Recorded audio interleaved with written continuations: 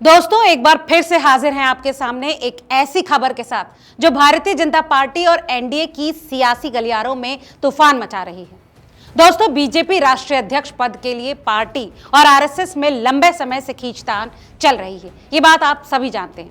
लेकिन इस बार सवाल ये नहीं है कि बीजेपी का राष्ट्रीय अध्यक्ष कौन बनेगा, सवाल ये है कि एनडीए का अध्यक्ष कौन होगा।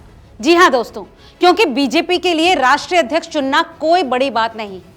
उनके पास नेताओं की एक फौज है, किसी को भी कुर्सी थमा दो और काम चल ही जाएगा। लेकिन दोस्तों, असली पेच फंसा है एनडीए में। दोस्तों, पहली बार एनडीए में एक अध्यक्ष का पद बनने जा रहा है और अब तक आपने सुना होगा कि एनडीए में संयोजक होता था। याद कीजिए, अटल बिहारी वाजपेयी के दौर में शरद यादव ये जिम्मा संभाला करते थे। लेकिन अब संयोजक नहीं, अध्यक्ष की बात हो रही है। और दोस्तों, यही नहीं, बीजेपी अब राज्यों में भी एनडीए के लिए अलग अलग अध्यक्ष नियुक्त करने की प्लानिंग कर रही है। उत्तर प्रदेश में ओम प्रकाश राजभर, अनुप्रिया पटेल, संजय निषाद, जयंत चौधरी और बिहार में नीतीश कुमार, चिराग पासवान, जीतन राम मांझी। वहीं महाराष्ट्र में अजीत पवार, एकनाथ शिंदे और आंध्र प्रदेश में चंद्रबाबू नायडू, पवन कल्याण, इन तमाम सहयोगियों को एक छतरी के नीचे लाने की कवायद है। लेकिन दोस्तों, यहां कहानी में एक ट्विस्ट आता है। बीजेपी चाहती है कि एनडीए का अध्यक्ष कोई और नहीं बल्कि अमित शाह बने।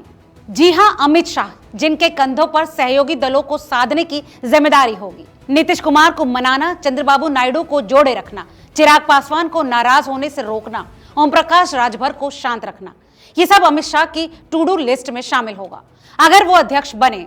लेकिन यहां चंद्रबाबू नायडू ने रंग में भंग डाल दिया है।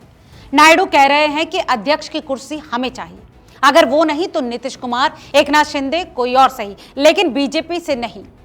सहयोगी दलों का मानना है कि नरेंद्र मोदी से बात करना आसान है, लेकिन अमित शाह के साथ संवाद में दिक्कत होती है। दोस्तों, अगर शाह एनडीए के अध्यक्ष बने तो सहयोगी दलों को लगता है कि उनकी आवाज दब जाएगी। तो दोस्तों, बीजेपी पहले अपने राष्ट्रीय अध्यक्ष का ऐलान करेगी और फिर एनडीए के अध्यक्ष का। अब सवाल यह है कि क्या अमित शाह ये कुर्सी संभालेंगे या फिर चंद्रबाबू नायडू बाजी मारेंगे। इस सियासी ड्रामे पर आपकी राय क्या है, हमें कमेंट करके जरूर बताएं। और हाँ, इस चैनल को अभी तक सब्सक्राइब नहीं किया है तो दोस्तों, चैनल को सब्सक्राइब करना बिल्कुल ना भूलें। बहुत बहुत शुक्रिया।